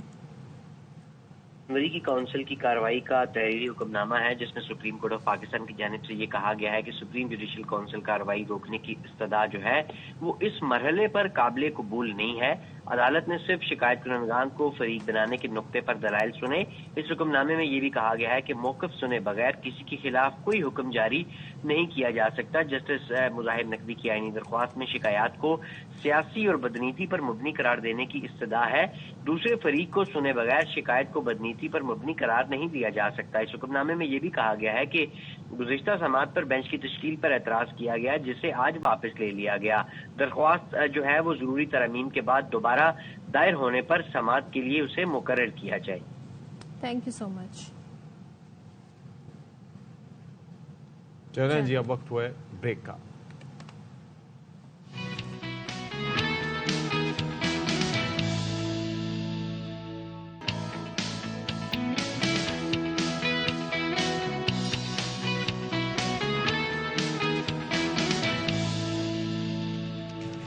جناب علی کیسے ہیں ہم لوگ؟ ٹھیک ٹھاک ہیں؟ بسم اللہ الرحمن الرحیم. ایک بار پھر سے السلام علیکم تمام وہ ناظرین جنہوں نے ہمیں ابھی جوائن نہیں کیا. کیوں جوائن کیا ابھی؟ ان کے اوپر تو ڈنڈ پڑنا چاہیے. 9 بجے سے ہمارے ساتھ جو جڑے ہوئے کیا پتا جی کوئی کام میں مصروف ہو سکتا ہے. سو رہے ہوں گے مے بی بچوں کو کام میں مصروف ہو کے سو رہے ہوں. ماؤں نے اسکول چھوڑا ہوگا، کچھ لوگ جی آفس گئے ہوں گے تو راستے میں ہوں گے تو انہوں نے 10 بجے ہمیں دیکھنا شروع کیا. اب تو آفیسز میں بھی جی چلیں جی جی آئی نو. آپ کے لیے آپ نے ناراض نہیں ہونا، نہ آپ نے اداس ہونا ہے. آپ نے پروگرام دیکھنے 4 بجے، کچھ حساب 4 بجے بھی دیکھ پائیں گے. اس کے علاوہ آپ یوٹیوب پہ جا کے دیکھ سکتے ہیں. فیس بک پہ بھی ہم سیگمنٹ وائز چیزیں اپلوڈ کرتے ہیں جو آپ کو زیادہ پسند آتی ہیں. باقی جو آپ چاہیں سیگمنٹ ہم اپلوڈ کرنا چاہیں تو وہ آپ کا بھائی بیٹھ کے اپلوڈ نہیں کرے گا، ہماری ٹیم موجود ہے وہ کرے گی. شکریہ، آپ نے بتا دیا. لوگوں کو یہ جاننا بہت ضروری تھا کہ آخر وہ کون شخص ہے جو اپلوڈ کرتا ہے. میں بھی سوچ رہا ہوتا وہ کون ہے. اچھا، جو پہلے ایکس کو ٹویٹر کہا جاتا تھا، اب ایکس ہے، اس پہ بھی آپ ہمیں فیڈ بیک دیں. فیس بک پہ اگر ایکس کو ٹویٹر کہا جاتا ہے تو پھر ایکس کو کیا کہا جاتا ہے؟ ایکس کو ایکس ہی کہا جاتا ہے. تو بس یہ ایلون مسک کی بھائی کوئی اختراع ہے، اس پہ ہم کیا کر سکتے ہیں. ان کا پلیٹ فارم ہے، وہ جو چاہے کریں. بادشاہ ہیں بھائی وہ اپنے پلیٹ فارم کے، وہ نئی چیزیں لے کر آ رہے ہوتے ہیں. لیکن انہوں نے ایک چیز اچھی کی ہے. وہ کیا؟ اب جو بھی آرٹیکل یا کسی بھی نیوز سے ریلیٹڈ کسی ویب سائٹ پہ، نیوز سائٹس کی جو سٹوری ہوتی ہے اس پہ لکھا ہوتا ہے کہ do you want to read it first, تو before reposting, before commenting. تو یہ لوگوں کو ایک ریمائنڈر جو ہے یہ بہت اچھا ہے. اور اب تو بڑی فیکٹ چیکنگ جو ہے مشین کہہ رہی ہوں، ویب سائٹس آ گئی ہیں تو بہت ٹرانسپیرنسی کی طرف ہم تھوڑا جا رہے ہیں. تو یہ ہونا چاہیے، یہ ہونا چاہیے جی، بالکل ہونا چاہیے. اور باقی یہ ہے کہ اب مجھے یہ لگتا ہے کہ ابھی ہم نے دیکھا تھا کہ وہ پھولوں کی نمائش بھی ابھی میں نے دیکھا کراچی میں. جس طرح سے میں نے تذکرہ کیا تھا کہ ایک تو کھانے کے حوالے سے ایک وہ فیسٹیوٹی چل رہی تھی، تھوڑا سا عید فیسٹیول تھا، نام مجھے اس کا پریسائزلی عید فیسٹیول کراچی تھا، یہ کیا تھا؟ اچھا بہرحال جو بھی تھا. اس کے علاوہ جو پھولوں کی نمائش فریئر ہال میں وہاں پر ہوتی رہی، وہ گلے داؤدی وغیرہ جب آتے ہیں نا تو آپ کو بتایا کہ وہ انڈیکیشن اس چیز کی ہوتی ہے کہ موسم سرما ختم ہوا اور موسم. اور یہاں پر تو ویسے آپ سوچئے کہ کنفیوز ہی ہوتے ہوں گے پھول کے بھائی سرما آیا کب تھا، اب کب آیا تھا، ہمیں ذرا بتلاؤ تو صحیح. تھوڑا سا ہمارا ایک پیریڈ ہوتا ہے، اس کے اندر ہم تیار ہوتے ہیں. یار یہ کیا یہاں پر گرمی کے بعد ایک دم جو ہے آپ پھولوں کی بات کر رہے ہیں یا انسانوں کو پتہ نہیں ہوتا کہ سردی کب آئی اور گرمی کب آئی ہے. اچھا سردی گرمی موسم کا حال بتائیں گے، لیکن ایک حال بتانا ضروری ہے، وہ ہے جی سیاسی حال، الیکشن کا حال. الیکشن میں ہو کیا رہا ہے؟ سیاسی گہما گہمی بڑھتی جا رہی ہے. انتخابات میں جو تیاریاں ہیں سیاسی جماعتوں کی اب جی آ گئی ہے بات اس پر کہ ہمیں اپنے ووٹرز کے پاس جانا ہے. بہت دیر سے خیال آیا لیکن آ ہی گیا جماعتوں کو. بلاول بھٹو تو کافی عرصے سے ہم دیکھ رہے ہیں الیکشن کیمپین کر رہے ہیں. مسلم لیگ نون نے بھی جی اس میں اب اپنا حصہ ڈالنا شروع کر دیا. اور اب بات کیا ہو رہی ہے؟ اب بتا رہے ہیں سب جی ہمارا معاشی پلان یہ ہے کہ ہم کیا کریں گے, ملک کے مسائل کا حل کیا ہے. تو اب جی سابق وزیر اعظم نواز شریف نے بھی نون لیگ کی معاشی ٹیم سے مشاورت کرنی شروع کر دی ہے. اور سابق وزیر خزانہ اسحاق ڈار کہتے ہیں کہ حالات 2013 سے مختلف نہیں, بس مسائل کا حجم بڑھ چکا ہے. تو یہ تو وہ معاشی اعتبار سے بات یہ ہے کہ ہر چیز ہی انتخابات سے کنیکٹڈ ہے. اس ایسپیکٹ کی اگر ہم بات کریں کہ انتخابات ظاہر ہے جب آنے والے ہوتے ہیں تو تمام سیاسی جماعتیں یہ وعدے کر رہی ہوتی ہیں اور اپنے ووٹر سے, اور کہ بھائی ہم نے آپ کے لیے یہ کیا تھا پہلے ہم آپ کے لیے یہ کریں گے. اب ایک چیز اور ہو رہی ہے وہ یہ ہے کہ جی الیکشن کمیشن میں اب ظاہر پاکستان تحریک انصاف کا بلہ تو چھن گیا. اب جو ان کے امیدوار ہیں ان کو مختلف انتخابی نشان الاٹ ہو گئے ہیں. تو انتخابی نشانات میں تبدیلی کا عمل جاری رہا تو الیکشن میں تاخیر کا خدشہ ہے, یہ کہنا ہے الیکشن کمیشن کا. تو جن حلقوں میں انتخابی نشان تبدیل ہوگا وہاں بر وقت الیکشن ممکن نہیں رہے گا. یہ کل جی بڑی ایک ان کی کہنا چاہیے نوٹیفیکیشن ان کی طرف سے آیا ہے اور یہ کہا کہ اگر امیدوار جاتے رہیں گے عدالت میں تو پھر ڈیلے ہوگا معاملہ اپنے انتخابی نشان کو لے کے. اگر یہ سلسلہ نہ رکا تو جس حلقے میں یہ مسئلہ ہوگا وہ اس کا الیکشن روک دیا جائے گا. میری بات سنیں, ووٹرز کی مینٹیلٹی پہ اس کا آپ کو کیا لگتا ہے کیا فرق پڑے گا؟ کیونکہ آپ سوچیں کل انہیں پتا ہے کہ انہوں نے فرض کریں کہ اس کپ کو ووٹ دینا ہے, ٹھیک ہے, سب کو پتا ہے کپ میرا نشان ہے. اگلے دن میں بینگن کے بارے میں بات کروں کہ مجھے بینگن کا نشان دو, صدف کا نشان گلاس ہو, فلانے کا یہ ہو, تو it's a bit confusing, don't you think? تو یہ اب رجسٹر اور آپ کو پتا ہے اب بیلٹ پیپرز کی چھپائی کا سلسلہ شروع ہو گیا ہے. تو یہ زیادہ معاملہ گمبھیر ہو جائے گا. جب ہی الیکشن کمیشن نے یہ کہا ہے اس کے اندر پھر غلطیاں بھی ہوتی ہیں جی, اور ان کا یہ کہنا ہے کہ الاٹمنٹ کے بعد پرنٹنگ کارپوریشنز کو پیپرز کی چھپائی کا آرڈر دے دیا ہے. نشانات تبدیل ہونے پر بیلٹ پیپرز دوبارہ پرنٹ کرانے ہوں گے. تو یہ بڑا مسئلہ ایک سامنے آ رہا ہے. اور ایسے میں جی مریم نواز صاحبہ بھی جلسے کر رہی ہیں, دیکھ رہے ہیں لاہور میں, اور مسلم لیگ نون کی وہ چیف آرگنائزر ہیں. کہتی ہیں جی کہ 5 سال پہلے گز بیٹھیوں نے لاہور پر قبضہ کیا تو شہر لاوارث ہو گیا, یہاں سے کوڑا اٹھانے والا بھی کوئی نہیں رہا. تو وہ لاہور والوں کو مخاطب کرتے ہوئے کہتی ہیں کہ 8 فروری کو ان گھس بیٹھیوں کو باہر اٹھا کر پھینک دو. اچھا جی, بلاول صاحب نے بھی اپنے ظاہر ہے کہ رائے کا اظہار کیا, ہی از کوائٹ ایکٹیو اور اپنی رائے کا اظہار کرتے رہتے ہیں. تو انہوں نے بھی کہا کہ اس بار کسی حادثے سے پہلے ملک سنبھالیں گے اور نفرت اور تقسیم کی سیاست بڑھتی جائے گی تو عوام وفاق اور نظام کو نقصان ہوگا. تو تمام تر سیاسی صورتحال پہ ذرا تجزیہ لے لیتے ہیں. ہمارے ساتھ موجود ہیں بیورو چیف اسلام آباد خاور گھمن صاحب, اینکر پرسن بھی ہیں, ہوسٹ بھی ہیں, اور ہمارے ساتھ بھی ہم بھی انہیں تیسرا اپنا ایک ہوسٹ کہیں تو وہ کم نہیں ہوگا, کیونکہ وقت نکالتے ہیں اللہ صبح اور ہم سے بات کرتے ہیں اور ہماری تھوڑی سی کلیئرٹی ہمیں دیتے ہیں. Khawar Ghumman sahab, very good morning to you. یہ ذرا بتائیے گا کہ بھائی ہم سے تو گلی محلے چوک چوراہے میں یہاں پر پاکستان کے معاشی ہب کراچی میں بیٹھ کے یہ سوال ہوتے ہیں, آج ہو گئے 17 جن, لیکن کوئی نہ کوئی ایسی سٹیٹمنٹ آ جاتی ہے جس کے بعد پھر بخبسہ آ جاتا ہے, پھر تھوڑا سا ifs اینڈ بٹس کی سچویشن آ جاتی ہے. ایک مثال یہ الیکشن کمیشن کا بیان ہے انتخابی نشانات سے متعلق. تو آپ سے میرا سوال, الیکشن وقت پہ ہی ہو رہے ہیں انشاءاللہ؟ آپ یہ صبح آپ ہمیں دعوت دیتے ہیں, آپ سے بات ہو جاتی ہے اور آپ کی توسل سے پورے پاکستان اور دنیا بھر میں جو ہے لوگوں کے ساتھ ہمارا بھی رابطہ ہو جاتا ہے. دیکھیں یہ جو 2024 8 فروری کے انتخابات ہیں, ظاہر ہے یہ بہت زیادہ مسائل کا ان کو سامنا رہا ہے اور چیلنجز رہے ہیں. آپ نے دیکھا کہ ایک سے زیادہ سپریم کورٹ کے اندر جو ہے سنوائی ہوئی, ہیئرنگ چلتی رہی اور آہستہ آہستہ پھر 8 فروری کی تاریخ دے دی گئی. اور پھر چیف جسٹس صاحب جو موجودہ انہوں نے کہا یہ پتھر کے اوپر لکیر ہے, اب اس کے اندر کوئی تبدیلی نہیں ہوگی. اب ظاہر ہے جب الیکشن کمیشن آف پاکستان یہ بات کرے گا کہ جی اگر یہ جو فیصلے ہو رہے ہیں, اور زیادہ تر ہم دیکھ رہے ہیں کہ لاہور ہائی کورٹ کی طرف سے ہو رہے ہیں کہ یہ جو انتخابی نشانات ہیں اس حوالے سے مسائل سامنے آ رہے ہیں, لیکن اس کے اوپر ایک بڑا اہم جو نقطہ جس کے اوپر بات ہو رہی ہے, یہ ہمارے جو ڈسٹرکٹ ریٹرننگ افسران ہیں جہاں سے یہ سارے جو نشانات کا معاملہ طے ہوتا ہے, وہاں پہ دیکھیں بڑا ہی ایک آسان حل ہوتا ہے کہ آپ کے سامنے پوری ایک شیٹ پڑی ہوتی ہے اور لوگ وہاں پہ, ظاہر ہے اگر آپ ایک آزاد امیدوار ہیں اور ایک فرض کریں اوپر آپ ایک MNA ہیں اور نیچے 2 آپ کے پاس جس طرح ونگرز ہوتے ہیں 2 MP ہوتے ہیں, تو جو آزاد امیدوار ہوتے ہیں جو اپنا پینل بناتے ہیں ان کی خواہش ہوتی ہے کہ جناب اعلیٰ ہمارا یہ پینل ہے, ہم یہ 3 لوگ ہیں, ایک ایم این اے 2 MPs, ہم ایک دوسرے کو سپورٹ کر رہے ہیں تو ہمیں کائنڈلی جو ہے ایک ہی نشان الاٹ کر دیں. سو یہ کوئی اتنا بڑا مسئلہ نہیں ہے, کافی حلقوں کے اندر ایسی بات ہوئی ہے. لیکن اس دفعہ ظاہر ہے بدقسمتی پاکستان تحریک انصاف والوں کی کہ ان کو جو ہے اسی طرح کے فرض کرے اوپر ایک ایم این اے اور نیچے 2 MPA اور ان کو پاکستان تحریک انصاف سپورٹ کر رہی ہے بحیثیت پارٹی, کیونکہ بحیثیت پارٹی تو موجود ہے, رجسٹرڈ ہے, اور الیکشن کمیشن نے یہ کلیریفائی بھی کر دیا ہے کہ جی نشان نہیں ان کو ملے گا اس انتخابی یہ جو مارکا ہو رہا ہے 8 فروری کو, لیکن یہ پارٹی موجود رہے گی ہمارے پاس ایک رجسٹرڈ پارٹی کے طور پر. تو وہ جو لوگ جن کو پارٹی سپورٹ کر رہی ہے تو وہ ایک ہی حلقے کے اندر 3 نشانات ہیں. فرض کریں ایک MPA کا 2 MPs کے مختلف ہیں اور MNA کا مختلف ہے. تو اس حوالے سے میرے خیال میں یہ ایک چیز تھی اگر اس کا خیال رکھا جاتا. لیکن ظاہر ہے ایک حق حاصل ہوتا ہے ایک آزاد امیدوار کو کہ فرض کریں آپ نے کسی کو جوتا دے دیا, جو کہ دیا گیا, آپ کو پتا ہے میرے خیال میں زین قریشی صاحب جو ہیں وہاں پہ ملتان سے وہ MPA کا الیکشن لڑ رہے ہیں, ان کو ایک جوتا ملا ہے, کسی کو چمٹا ملا ہے, کسی کو توا ملا ہے.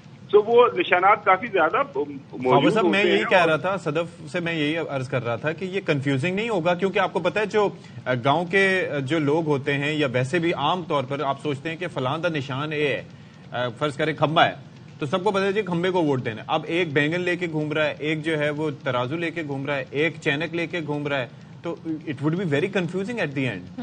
وہ رات کو ہماری اپنے پروگرام میں جو ہے علی بخاری صاحب ان کو پیراشوٹ ملا ہے, وہ بھی PTI کے سپورٹر شدہ ہے. تو میں نے کہا جی ہمارے میڈیا کے اندر یہ ایک اصطلاح استعمال ہوتی ہے وہ پیراشوٹر ہے. تو آپ کا تو خاندان پرانا سیاست کے اندر موجود ہے, تو آپ لوگ ایک اور اصطلاح بھی ہوتی ہے خبر, وہ شکر کریں وہ نہیں ملا جو لفافہ. اچھا میں نے کہا آپ لوگوں کو یہ جو ظاہر ہے اس کا ایک مثبت پہلو بھی ہے کہ جی پیراشوٹر جو ہیں وہ مشکل وقت کے اندر, وہ مشکل حالات کے اندر وہ ان کو ڈراپ کیا جاتا ہے اور مشکل آپریشن کیے جاتے ہیں. مشکل آپریشن کیے جاتے ہیں. ذرا یہ بتا دیں, تھوڑا سا اسے کلیئر کر دیں. اب یہ جو الیکشن کمیشن نے کہا ہے, تو ابھی جو لوگ جنہوں نے عدالت سے رابطہ کیا ہے اپنے انتخابی نشان کو لے کے, کیا ان کا حلقے کا الیکشن خطرے میں پڑ گیا ہے, لیٹ ہوگا, پوسٹ پون ہوگا کیا؟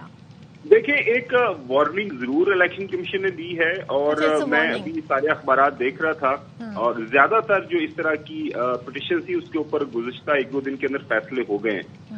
لہٰذا وہ آپ کو پتا ہے آج کل ہر چیز آپ کو پتا ہے کہ وہ IT بیسڈ ہے, وہاں سے ٹرانسمٹ کر دے گا. فرض کریں سیالکوٹ میں, لاہور میں, گجرانوالہ میں, کسی بھی جگہ کے اوپر جب فائنل ہو جاتے ہیں تو وہاں سے امیڈیٹلی جو ریٹرننگ افسر ہے وہ اپنی اسٹیمپ کے ساتھ ایک تصدیق شدہ طریقہ کار ہے, اس کے ذریعے وہ ٹرانسمٹ کر دیتا ہے الیکشن کمیشن کو. جی میرے یہاں پہ جو حلقوں کے اندر انتخابات ہو رہے ہیں یہاں پہ یہ ہم نے الیکشن سمبل الاٹ کیے, تو وہ آٹومیٹکلی سارے کا سارا سسٹم ہے اس کی پھر آگے سے چھپائی شروع ہو جاتی ہے.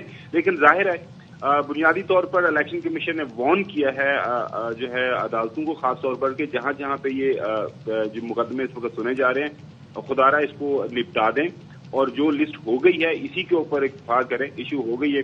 کل ہمارے جو پرانے ساتھی میڈیا کے ایاز میر صاحب, آپ کو پتا ہے 40-50 سال انہوں نے میڈیا کے اندر وہ رہے ہیں, ان کو یہ ٹرمپٹ ملا ہے, باجا نہیں ہوتا اس کو سیکسوفون بھی کوئی کہا جاتا ہے. تو میں میری کل ان سے بات ہو رہی تھی, تو میں نے کہا جی آر یو ہیپی, وہ کہتے ہیں جی میں بڑا خوش ہوں, اور میں تو اپنے وکیلوں سے بولا ہے کہ جی میں اسی نشان پہ رہوں گا. سو وہ ایک بڑا ایک آپ کو پتا ہے کہ جسے کہتے ہیں نا کہ پنجابی میں شغل لگا ہوا ہے, یہ میمز بنتی ہیں. اچھا, اس پہ بھی سروے ہونا چاہیے کہ جو ووٹر ہے وہ کیا دیکھ کے بیلٹ پیپر پہ جی ٹھپا لگاتا ہے, وہ پرچم دیکھتا ہے, نام دیکھتا ہے, یا وہ نشان دیکھتا ہے؟ صدف اچھا سوال ہے آپ کا. رات کو ہم نے یہ سوال بھی پوچھا ایک امیدوار سے, تو وہ یہ کہہ رہے ہیں کہ دیکھیں اب تو IT کا دور ہے, ہر گھر کے اندر جو ہے ہر گھر کے اندر کم سے کم ایک موبائل فون ضرور موجود ہوتا ہے. تو وہ جو ہے ظاہر ہے وہ لوگ پہنچا رہے ہیں اپنے نشانات, اور زیادہ تر نشان دے کے لگایا جاتا ہے. مطلب شہروں کے اندر تو آپ کہہ سکتے ہیں لوگ اپنا وہ نام بھی پڑھ لیتے ہیں, لیکن ایک میجورٹی اکثریت جو ہے ووٹر کی ظاہر ہے دیہاتوں کے اوپر, سیمی اربن ایریاز کے اندر وہ نشان کے اوپر جاتے ہیں. مطلب شیر ہے تو ان کو پتا ہے جی یہ نواز شریف صاحب ہے, شیر ہیں, تیر ہے تو بلاول بھٹو ہے. اور اس کے اندر پھر خبر ایک چیز یہ ہے کہ بڑا گائیڈ کرنا بھی ایک چیز ہے, کیونکہ ایک چیز آپ کو پتا ہے کہ دنیا ترقی کر گئی ہے نا, ہمیں عادت ہو گئی ہے کلر میں چیزیں دیکھنے کی. اگر یہ جو فہرست اور بیلٹ پیپرز یہ کلرڈ اور اس کے اندر جو نشانات والا وہ ہوگا تو آسانی ہوگی. پھر جو پولنگ ایجنٹ ہے وہ کس طریقے سے اپنے ووٹرز کو گائیڈ کرتے ہیں کہ آپ نے کس طریقے سے نشان کس طرح کا دیکھنا ہے, تو یہ ایک بڑا ڈیفیکلٹ ٹاسک ہے especially for the ones who are elder and above 60. Exactly میں آپ کو یہ بتاؤں کہ اگر اس کو یہ جو ہے نا یہ جو ایک کرائسس لائک سچویشن ہے اس کو آپ اپرچونٹی کے اندر یہ کنورٹ کر سکتے ہیں. فرض کریں میں نے ایک بینگن کو فرض کریں میں نے ووٹ دینا ہے, یا میں نے ٹرمپٹ کو سیکسوفون کو وہ ووٹ دینا ہے, تو میں ایک کوشش کر کے میں جانوں گا کہ میرے حلقے کے اندر فلاں پارٹی کا جو امیدوار ہے اس کو, کیونکہ وہ انڈیپینڈنٹ ہے for example P T I, تو وہ کوشش کر کے اس کو میں اس کی جو انفارمیشن حاصل کروں گا, اور ظاہر ہے میں اپنے ارد جو لوگوں کو میں چاہوں گا کہ وہ لوگ اس کو ووٹ دیں, تو وہ ایک آپ اس کو ایک اپرچونٹی کے اندر کنورٹ کر سکتے ہیں. لیکن آپ کی بات بالکل صحیح ہے, ایک یونیفارم الیکشن سمبل کا ایک ایڈوانٹیج ہوتا ہے کہ شیر ہے جی شیر ہے, تیر ہے تو تیر ہے جی, تیر جہاں پہ بھی ہوگا یہ میں ووٹ ڈالوں گا تو یہ بلاول کو جائے گا, بلا جہاں پہ بھی ہوگا ماضی کے اندر آپ کو تھا تو یہ ووٹ میں ڈالوں گا تو یہ اس کو جائے گا. ابھی شک و شبہ رہے گا حلقوں کے اندر, یہ بھی ممکنات ہیں کہ ایک پینل کہے گا جی مجھے پارٹی سپورٹ کر رہی ہے آزاد امیدواروں کا, دوسرا پینل یہ کہے گا جی مجھے کر رہی ہے, لیکن وہ پی ٹی آئی والے کہہ رہے ہیں کہ ہم اپنے آفیشیل ویب سائٹ سے اپنے جو بھی ان کے طریقہ کار ہے اس سے ہم یہ بار بار لوگوں کو بتائیں گے کہ اس حلقے سے ہمارا امیدوار کون ہوگا جس کو ہم سپورٹ کر رہے ہیں. لیکن ظاہر ایک ڈس ایڈوانٹیج جو ہے وہ اس وقت جو پی ٹی آئی کے امیدوار ہیں جو کہ آزاد حیثیت سے لڑیں گے ان کے پاس ہوگا. لیکن اس کے ساتھ ساتھ یہ میں ضرور عرض کرتا چلوں کہ جب آپ کے سامنے چیلنج ہوتا ہے تو ظاہر آپ کو زیادہ محنت کرنی پڑتی ہے. تو اگر کوئی امیدوار اپنے نشان کو لے کے گھر گھر جائے گا, گلی گلی محلے محلے جائے گا, بتائے گا کہ جناب یہ میرا نشان ہے, تو وہ زیادہ ایکٹیو ہونا پڑے گا, زیادہ اس کو ایکٹیو ہونا پڑے گا. اور وہ جو انحصار جو باقی پارٹی کرتے ہیں کہ چونکہ میرے پاس تو نواز شریف صاحب کی اسٹیمپ موجود ہے تو مجھے اس انداز سے محنت کرنے کی ضرورت نہیں ہے جس انداز سے ایک آزاد امیدوار کو کرنے کی ضرورت پڑتی ہے. تو یہ میرے انٹرسٹنگ ایک ہمیں کانٹیسٹ 8 فروری کو دیکھنے کو ملے گا. ٹھیک ہے, تھینک یو سو مچ خاور. اور ظاہر ہے یہ اب بڑا چیلنج ہو گیا تمام کینڈیڈیٹ لیے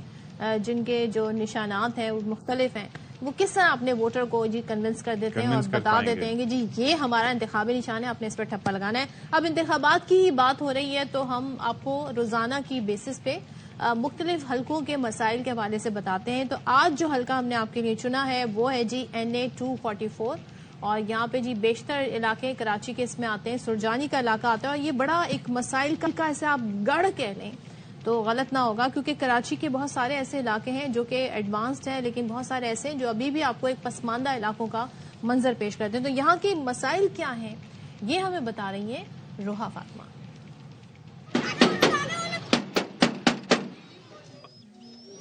ان دنوں کچھ ایسی ہی دستک آپ کے گھروں میں بھی دی جا رہی ہوگی, اور آپ سے آپ کے علاقے کے مسائل حل کرنے کے خواب دکھائے جا رہے ہوں گے, اور آپ سے کہا جا رہا ہوگا کہ آپ کا مسئلہ ہم حل کریں گے, بس ووٹ ہمیں دینا. جی آپ نے دیکھا کہ مسائل, اچھا کس حلقے میں آپ یہ دیکھیں کہ مسائل نہیں ہیں. بالخصوص کراچی جو منی پاکستان ہے, معاشی ہب جسے کہا جاتا ہے, ریونیو جنریٹ ہوتا ہے جہاں سے 70%, وہاں پر آپ حال دیکھ لیں اوور آل کیا ہے. اچھا کل خوشائند بات یہ تھی کہ کوئٹہ میں بھی آپ نے دیکھا کہ وہ سیف سٹی پروجیکٹ ہو گیا, 1500 کیمرے 240 یا پتہ نہیں کتنے مقامات پر. کراچی میں اب تک نہیں ہوا, تو that needs to be considered. اچھا کے پی میں سیکیورٹی خدشات سب سے زیادہ ہیں عام انتخابات کے موقع پر, اور پولیس الیکشن ڈیوٹی کے لیے مکمل طور پر تیار ہے, یہ محکمہ پولیس کی جانب سے بتایا گیا ہے. اور آئی جی صاحب کہتے ہیں, آئی جی خیبر پختونخوا اختر حیات, وہ کہتے ہیں کہ پولیس نے ہوم ورک مکمل کر لیا ہے, اور مزید جو ہمیں اس سے متعلق بتا رہے ہیں وہ عدنان طارق ہیں جو اس وقت آئی جی صاحب کے ساتھ موجود ہیں. Let's see. جی عام انتخابات کے حوالے سے خیبر پختونخوا پولیس نے سیکیورٹی اقدامات کے حوالے سے کتنا ہوم ورک مکمل کیا ہے؟ آئی جی خیبر پختونخوا ہمارے ساتھ ہے. سر مجموعی طور پر سیکیورٹی کے لیے کیا کیا اقدامات اٹھائے گئے ہیں؟ کے پی میں ٹوٹل 15,335 لگ بھگ پولنگ اسٹیشن بنیں گے, جس میں 4,444 موسٹ سینسٹیو ہیں, 5,970 سینسٹیو ہیں, اور 4,921 نارمل پولنگ اسٹیشن ہیں. کے پی میں یہ پہلی دفعہ ایسے الیکشن ہو رہے ہیں جو ارسوائل فاٹا کی جو ہماری 16 صوبائی اسمبلی کی نشست تھی, لاسٹ ٹائم ان کے الیکشن علیحدہ ہوئے تھے, تو یہ پہلی دفعہ ہوگا کہ اکٹھے الیکشن ہو رہے ہوں گے. سر خواتین پولنگ اسٹیشنز کے حوالے سے بتائیے گا, وہاں پہ نفری کی زیادہ کمی ہوتی ہے, خواتین اہلکاروں کی تعداد بھی کم ہے, تو اس کمی کو کہاں سے پورا کیا جائے گا؟ کچھ تو ظاہر ہے لیڈیز پولیس ہوں گے, پھر جو ہماری پروونشل گورنمنٹ ہے ان سے ریکویسٹ کی گئی ہے جو دیگر محکمہ جات میں خواتین ہیں ان سے ڈیوٹی لی جا سکے، کیونکہ ان کی ٹوکن پریزنس ہم کوشش کر رہے ہیں کہ ہر لیڈیز پولیس اسٹیشن پہ فیمیل کی ٹوکن پریزنس ضرور ہو. تو کے پی پولیس تو شاید 92,000 کے لگ بھگ نفری اپنی ڈپلوائے کرے گی.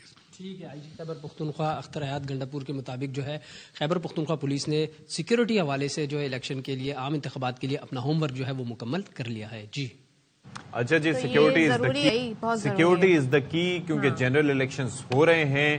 یہ انشور کیا جائے گا کہ لوگ محفوظ ہیں تو وہ نکلیں گے ووٹ دینے کے لیے، اور خاص طور پر یہ انشور کیا جائے گا کہ جو آپ کے لوگ ہیں جنہوں نے الیکشنز میں حصہ لینا ہے وہ محفوظ ہیں تو اپنی انتخابی مہم بھی چلا پائیں گے. ہاں، اور ظاہر ہے جب پولیس جو ہے اس کا کام مزید بھی بڑھ گیا ہے تو انہیں ہر طرح سے الرٹ رہنا ہے، تو اٹس اے گڈ اسٹیپ. اور جس طریقے سے اشفاق نے بتایا کہ جی وہ وہاں پر جی مزید CCTV کیمراز لگا دیے گئے ہیں، مانیٹرنگ سسٹم کو فعال کیا گیا ہے، تو اٹس بیٹر.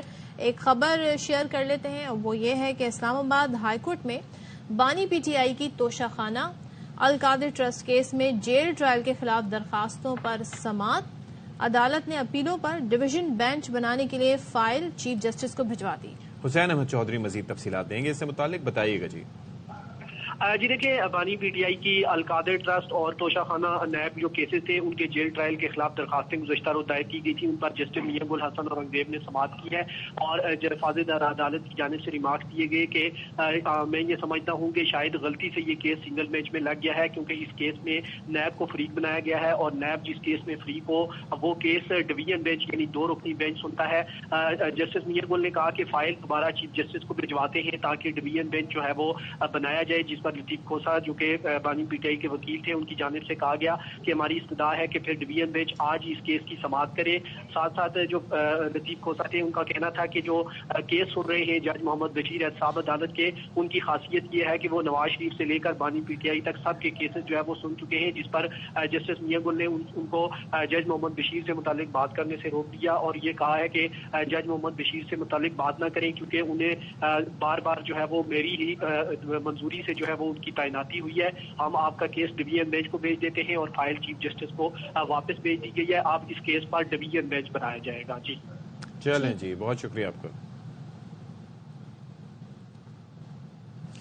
اچھا جی، اب جو حلقہ ہے لاہور کے بڑے انٹرسٹنگ حلقے ہیں، وہاں سے جی شریف فیملی، چاہے وہ شہباز شریف ہو، نواز شریف ہو، حمزہ شہباز ہو، مریم نواز ہو، وہ مختلف جی حلقوں سے کھڑے ہو رہے ہیں. مریم نواز صاحبہ نیشنل اسمبلی کی سیٹ سے بھی انتخاب میں حصہ لے رہی ہیں اور صوبائی اسمبلی کی یعنی پنجاب کی اسمبلی سے بھی حصہ لی. تو حلقہ ہے جی NA 119، یہ توجہ کا مرکز ہے کیونکہ مریم نواز یہاں سے انتخاب لڑ رہی ہیں اور ان کے مد مقابل ظاہر ہے اور بھی کینڈیڈیٹس ہوں گے دیگر پارٹیوں کے، مگر PTI سے یہاں سے جی موجود ہیں شہزاد فاروق بطور آزاد امیدوار.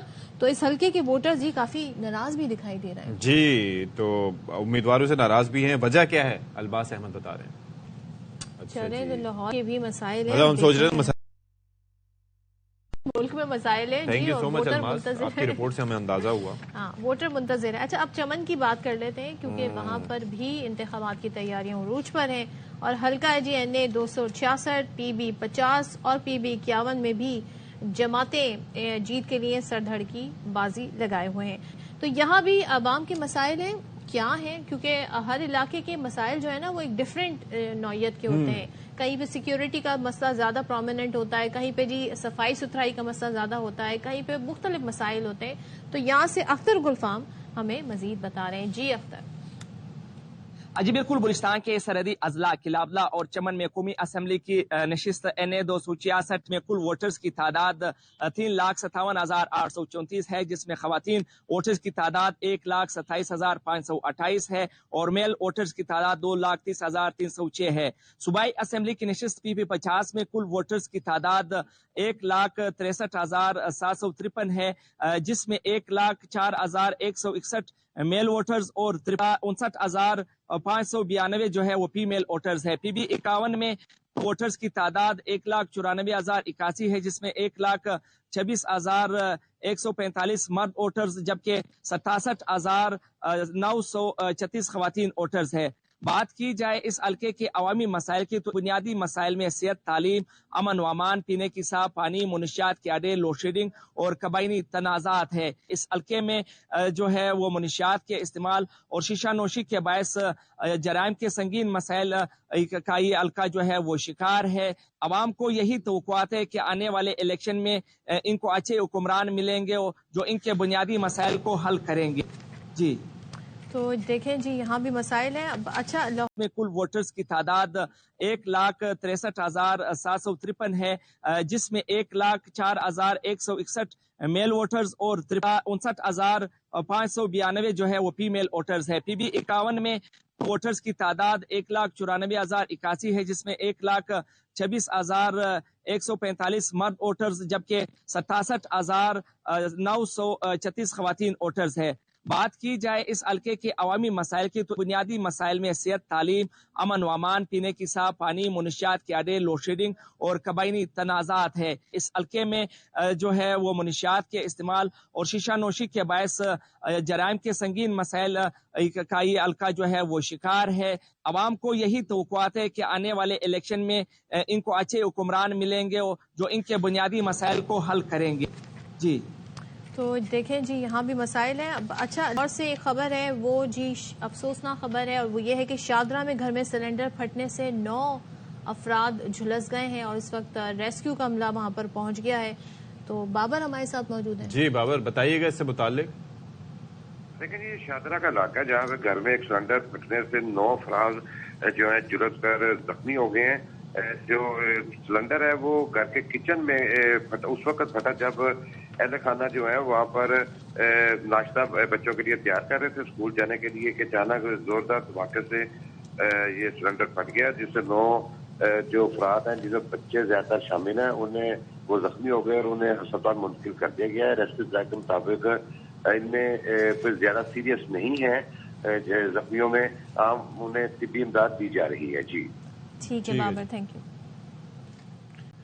एक वक्फा और उसके बाद हाजिर होंगे। कुछ कहना है आपको?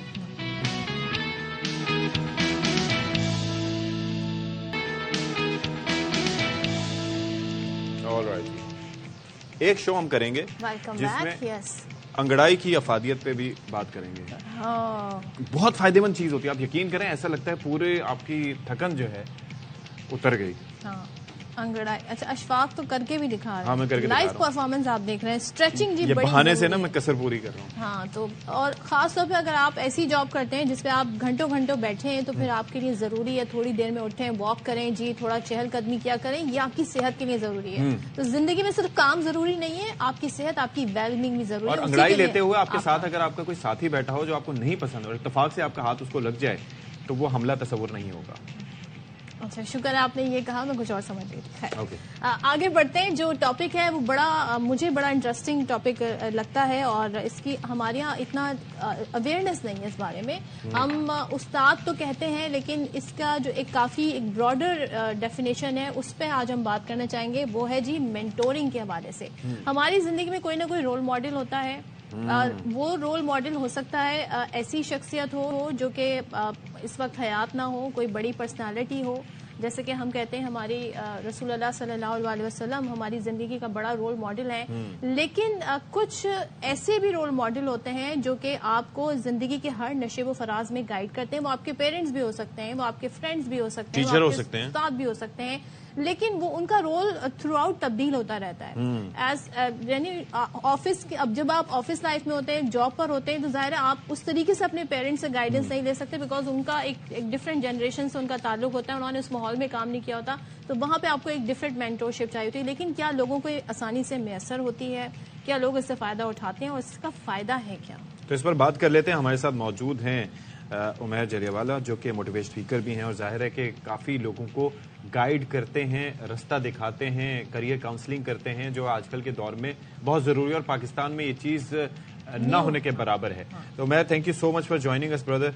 ये सबसे पहले ये जो मेंटोर वर्ड है ये एक बड़े उसके वसी मायने हैं। मेरा एक बेसिक सवाल है कि मेंटोर क्या वही हो सकता है जिससे आप मिले हों या जिसको आपने देखा हो या जो आपको गाइड करता रहा हो? मिसाल के तौर पर आज मोहम्मद अली के हवाले से हम बात कर रहे थे, तो he is been a legendary figure if you have read about him, heard about him, studied him. تو بہت کچھ مجھے ان سے سیکھنے کا موقع ملا اور مجھے پتا چلا کہ وہ بندہ اپنی ذات سے بڑھ کے باکسنگ سے بڑھ کے کتنا بڑا انسان تھا. تو کیا ایسا بھی ہو سکتا ہے کوئی شخص آپ کا مینٹور ہو جسے آپ کبھی ملے ہی نہ ہو, یا وہ صرف انسپریشن ہے؟ جی آپ بالکل بڑے اچھا سوال ہے. ایسے رول ماڈلز ایک تو آپ کی زندگی کا بالکل زاویہ تبدیل کرتے ہیں, آپ کے لیے نیا ٹیمپلیٹ لے کر آتے ہیں. آپ نے جو پہلے مثال دی نا, جیسے مسلمان نبی صلی اللہ علیہ وآلہ وسلم کو اپنا مینٹور مانتے, مثال مانتے ہیں, تو آپ دیکھیں انہی کے طریقے کو ممکن بنانے کے لیے ان کو زندہ مثالیں بھی یہاں پہ چاہیے ہوتی ہیں. کچھ لوگوں کے پیر ہوتے ہیں, کچھ کے اسپرچل رہنما ہوتے ہیں, کسی نہ کسی وہ سنگت کا حصہ بنتے ہیں تاکہ اسی عمل کو جو کہ اتنا بڑا ہے اور ہم سب کے لیے کرنا ایک مشعل راہ ہے, اس کو ممکن بنا سکیں. تو کچھ یقیناً ایسی مثالیں آپ کے دماغ میں ہوتی ہیں اور آپ نے پڑھی ہوتی ہیں جو کہ آپ کو گائیڈ کرتی ہیں, لیکن میں ضرور اشارہ کروں گا کہ آپ کو محمد علی کے ساتھ اور بڑی مثالوں کے ساتھ کوئی سامنے بیٹھا ہوا شخص ہو, چاہے وہ فیملی کا ہو, چاہے وہ آپ کے پروفیشن سے تعلق رکھنے والا کوئی سینئر ہو, کوئی بھی ایسا شخص جو کہ آپ کی رہنمائی کر سکے, آپ کو ہولڈ کر سکے, آپ کو گائیڈ کر سکے, وہ مینٹور کے زمرے میں آئے گا. اور بہت فرق پڑتا ہے مینٹور سے آپ کی زندگی پہ اور آپ کی کامیابی پہ. اچھا, تو آج اب ہم ایک دیکھ رہے ہیں لوگوں کا بڑا ایشو اس وقت ہے, وہ کچھ لوگ کہتے ہیں جی ہم لونلی نیس کا شکار ہیں, ڈپریشن کی بات کرتے ہیں, کریئر اچھا لوگ اپنی جاب سے بھی سیٹسفائیڈ نہیں ہیں, وہ دوسروں کو دیکھتے ہیں, وہ بہت شارٹ کٹ ڈھونڈ رہے ہوتے ہیں. تو ایسے لوگ کیا آتے ہیں گائیڈنس کے لیے؟ آپ کیونکہ موٹیویشنل اسپیکر بھی ہیں, آپ مینٹورشپ بھی کرتے ہیں, تو کیا لوگ آپ سے اس بارے میں سوال پوچھتے ہیں اور وہ چاہتے ہیں جی کوئی انہیں سکھائے, کوئی انہیں گائیڈ کرے, یا ابھی بھی لوگ شائع ہیں اس بارے میں؟ نہیں, آئی تھنک اب تو ہم بہت آگے بڑھ گئے ہیں اس سفر میں. مجھے یہ کام کرتے ہوئے 15 سال سے اوپر ہو گئے ہیں اور میں نے بہت شفٹ دیکھا ہے. سوشل میڈیا کے دور میں آپ جانتی ہیں کہ اب بے شمار کانٹینٹ بھی لوگ ریسیو کرتے ہیں, یعنی نئے نئے خیالات بھی ان کو ملتے رہتے ہیں, اور آن لائن کمیونٹیز بھی ایسی ہیں جو ان خیالات کو پھر آگے بڑھاتی ہیں. تو میں نے زیادہ انفلکس دیکھا ہے اپنے حوالے سے بھی میں کہوں گا, اور جو ٹرینرز کوچز پاکستان میں موجود ہیں ان سب کی طرف زیادہ لوگ جاتے ہیں. لیکن یقیناً ایک کیٹیگری ایسی ہوتی ہے جس کا مسئلہ ہوتا ہے اور وہ مسئلہ حل نہیں کرنا چاہتی, وہ مسئلے کو اپنے دماغ پہ سوار کرنا چاہتی ہے اور وکٹم رہنا چاہتی ہے کہ جہاں جائیں بس کہیں کیا کر سکتے ہیں, کیا کر سکتے ہیں. تو جو اپنی مدد نہیں کرنا چاہتے, آپ جانتے ہیں خدا بھی ان کی مدد نہیں کرتا, تو ہم جیسے لوگ تو ویسے ہی ذریعہ ہیں. بھی ہے نا کہ وہ آپ نے جس طرح سے کہا کہ لوگ ایسے ہوں جن کی زندگی خود مثال ہو, کیونکہ وہ کہا جاتا ہے نا کہ پریکٹس واٹ یو پریچ. لوگ جب عملی طور پر, اچھا بچے بھی ہوں, فار ایگزامپل بچوں کے بارے میں یہ چیز اب زبان زدے عام ہے اور سب کو پتا ہے کہ وہ نہیں کرتے جو ہم ان کو کہتے ہیں, وہ کرتے ہیں جو ہم ان کے سامنے کرتے ہیں. Same goes for the people. تو یہ ایسی مثالیں ہونا بھی کتنا ضروری ہے کہ before following them we actually see what they are doing, they have been doing in their lives.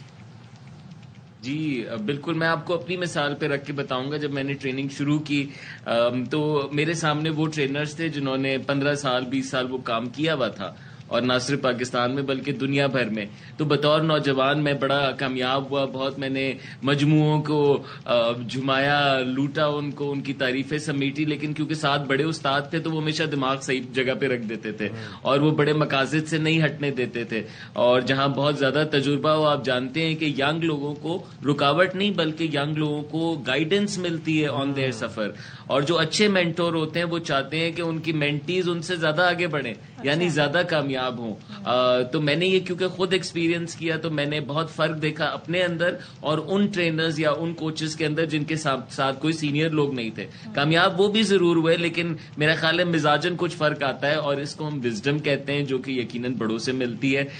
تو میں گزارش کروں گا تمام لوگوں سے کہ اپنے اپنے کام پہ ضرور, ایک تو آپ کا ٹیکنیکل مینٹور ہونا چاہیے, یعنی اگر میں ٹرینر ہوں تو میں ایک بہتر ٹرینر, کوئی زیادہ سینئر ٹرینر, اور کہیں نہ کہیں اس سے ملاقاتیں کروں, اس سے فیض حاصل کروں.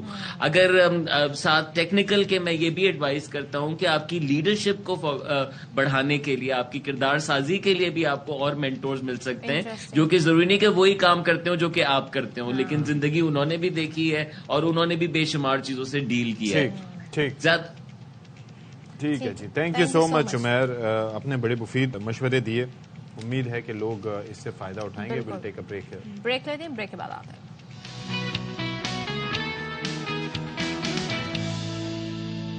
وزارت خارجہ جیسے میں نے بھی مینشن کیا تھا ان کا موقف آ گیا ہے, تو آپ کو بتا دیں کہ ایران کی پاکستانی فضائی حدود کی خلاف ورزی پاکستان کی جانب سے شدید مذمت. ایران نے پاکستانی فضائی حدود کی بلا اشتعال خلاف ورزی کی ہے. ترجمان دفتر خارجہ کی جانب سے یہ کہا گیا ہے. مزید آگے کہتے ہیں کہ حملہ پاکستان کی خود مختاری کے خلاف ہے اور ناقابل قبول ہے. حملے میں 2 معصوم بچے جاں بحق اور 3 بچیاں زخمی ہوئی ہیں.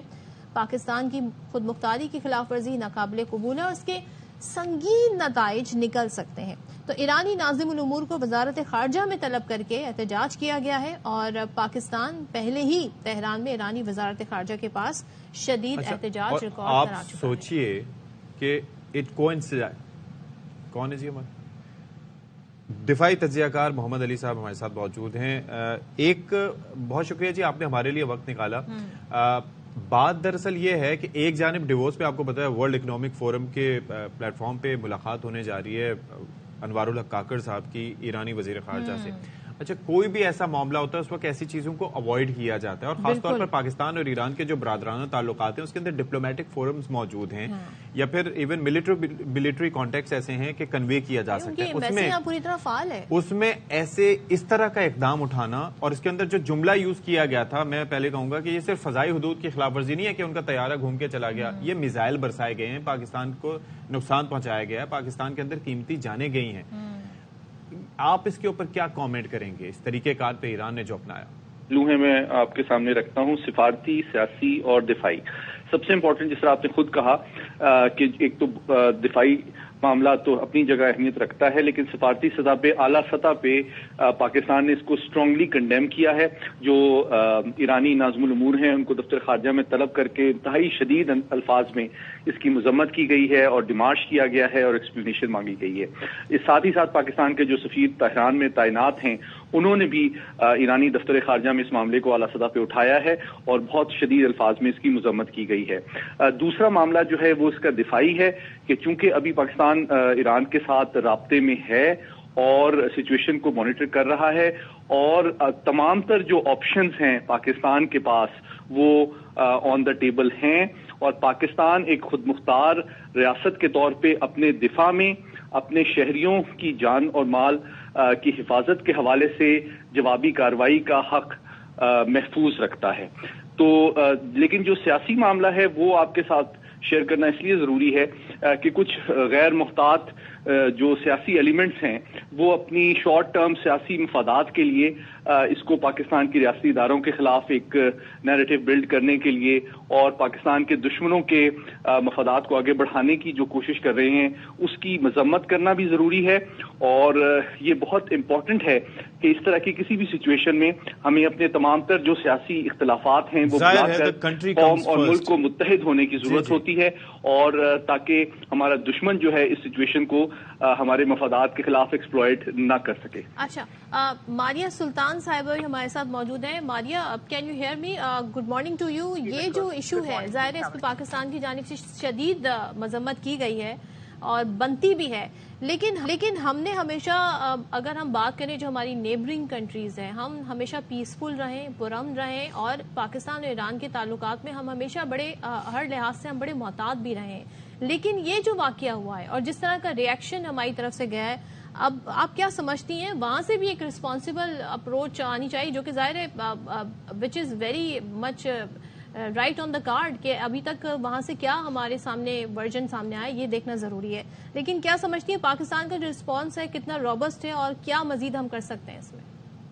دیکھیں آپ نے بہت اہم سوال کیے ہیں. سب سے پہلی بات تو یہ ہے کہ پاکستان نے ہمیشہ اپنے ہمسایہ ممالک کے ساتھ بہتر تعلقات کی خواہش رکھی ہے لیکن افسوس اس بات کا رہا ہے کہ ہماری اس خواہش کو ہماری کمزوری سمجھا گیا ہے.